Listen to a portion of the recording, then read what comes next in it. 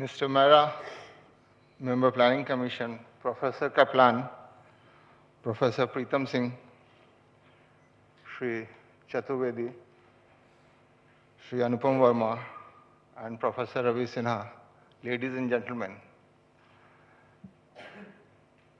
It's my privilege that I'm in the august company of management gurus who have not only taught the world and also in India, but those who have actually practiced it.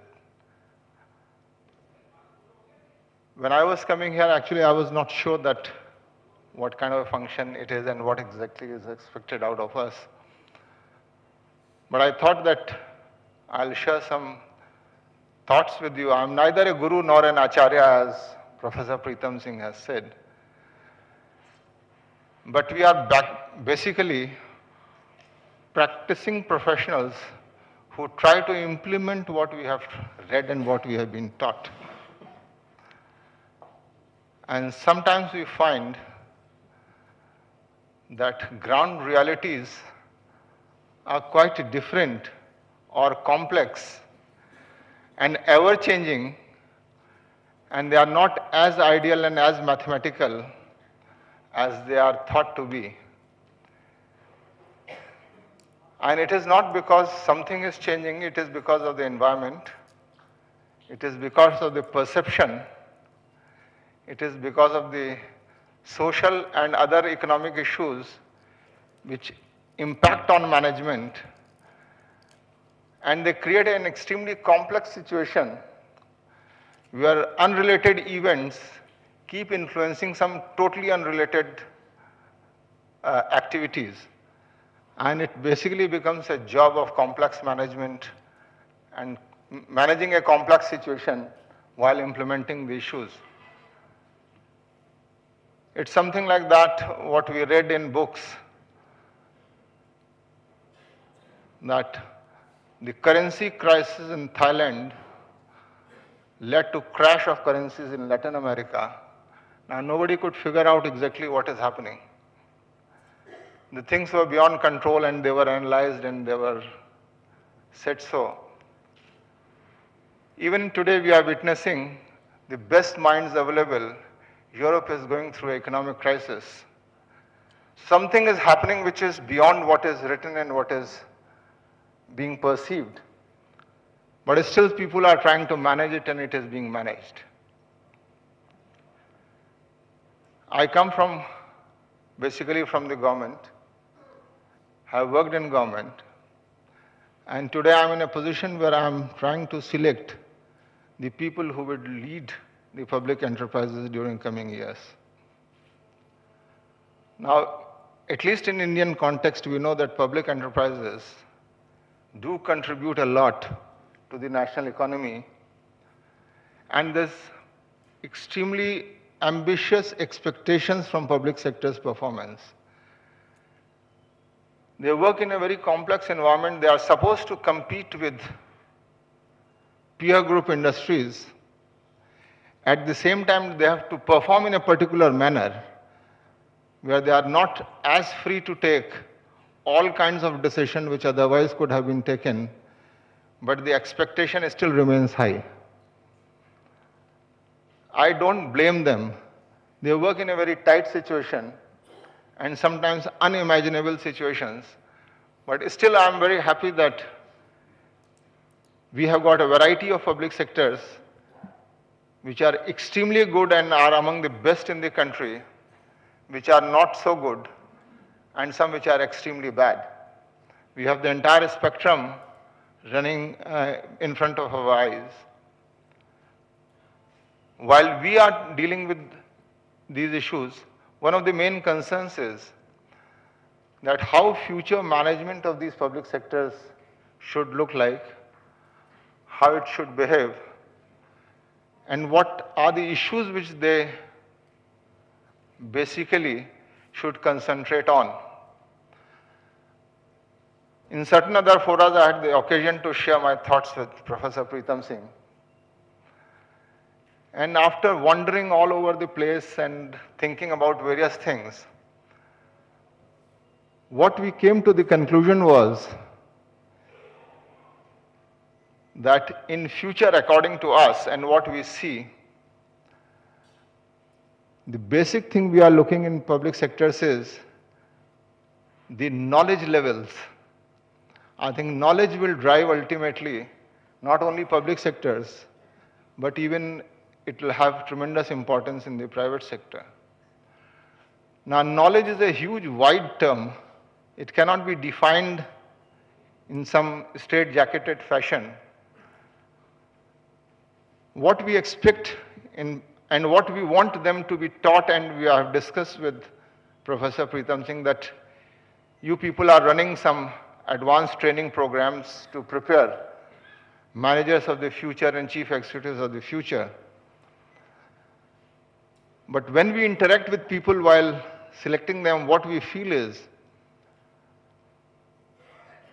that the broad spectrum in which they are operating, can they decipher the environment in which they are operating? Can they anticipate the change in environment which is likely to take place, which is not in their control?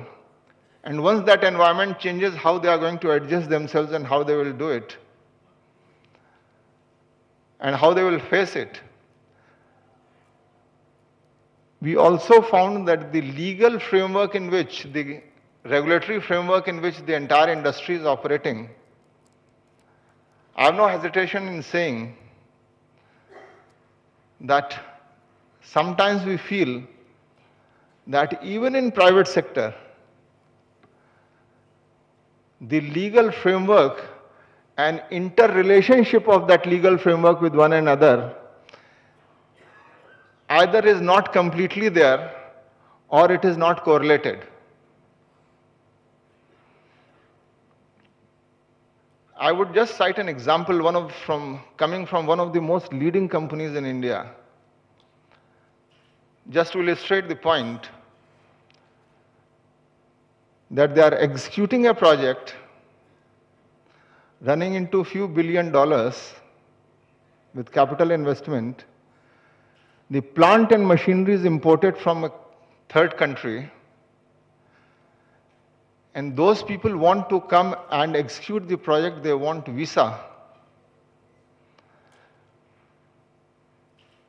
The Labor Ministry has said that unskilled job or semi-skilled job, visas should not be granted because they cut into the labor markets in India, and that is not open. So if you need somebody who is typically peculiar to that job, you should allow him, but other supporting staff which is coming for execution of project should not be permitted. Now with this becoming in force, not only in one project, in about half a dozen or a dozen projects, the entire investment came to a standstill. The projects were half complete. Visas were not available for the people to execute those projects, and there was no way out, and the whole thing got stuck for 3-4 months. And people were feeling nervous because the investments were very large. Then somebody from a very top company came and said that we want a relief. So I said, that is good, but can you suggest me the ways to get a relief? He said, you just grant visa. I said, I don't grant visas. It is run through a different regime. Do you have any solution? So I said, tell me on what visas these people come. They said they come on employment visa. So I said, do you think what they are doing is employment? They are actually coming for something else. They said, can we find some way out? I said, you are the experts, you are basically dealing with it. And I was surprised that in spite of discussing it for 2 days, nobody can come up with a solution. So I said, it is your money which is at stake. It is your project which is stuck. You are one of the highest paid people in the industry. You have come with the entire legal team. You just can't tell me the alternatives which are available which can be pursued. Ultimately, we took the issue and we created a new category of project visas in India, which was subject to certain parameters, that if it is a X megawatt or if it is a X million ton steel plant, then what kind of professionals, what is the total number cap and how they can come. This is something similar to the IT people going from India to United States on certain other visas for execution of project. And that is how the project visa category in India was introduced. Now, we thought that this whole thing should come from those who are actually the most affected people. But somehow what I'm saying is that the knowledge of regulations which have direct impact on the industry. This is one example. There could be a plethora of regulations. So unless the public sector and private sector in general are equipped with the sufficient amount of knowledge, it would be extremely difficult to manage the environment in which they are operating. And that is what we are asking Professor Pritam Singh in their advanced training programs. They kindly equip these people with that kind of a knowledge which pushes them into the higher echelons of management. And that is what we have discussed. What I would like to say, that management practices we are dealing with, and we are trying to do our best. But there are certain issues on which theories are yet to emerge, and they should respect the realities what is happening. I recall I wrote a paper, say about 10 years back, when the era of coalition politics started in my home state, that is UP. And the title of the paper was that how you manage deep reforms in the era of coalition politics. To have a single party rule and to manage reforms is an entirely different ballgame than to manage reforms in a coalition politics. And we found a way out. To do that, we wrote over 1 million letters to various people to build a public opinion in favor of reforms from across the society and from the grassroots level, so that the critical mass asking for reforms became so much that ultimately the coalition politics agreed to do that. Now this was thought at that point of time. The dynamics might have changed further. Now these are evolving areas in which we are looking some theories to emerge, especially with regard to the management of public sector enterprises or enterprises in the era of coalition politics, which is likely to stay, and how to deal with extreme complex situations which are totally unrelated but have a huge impact on the business, either in public sector or in private sector.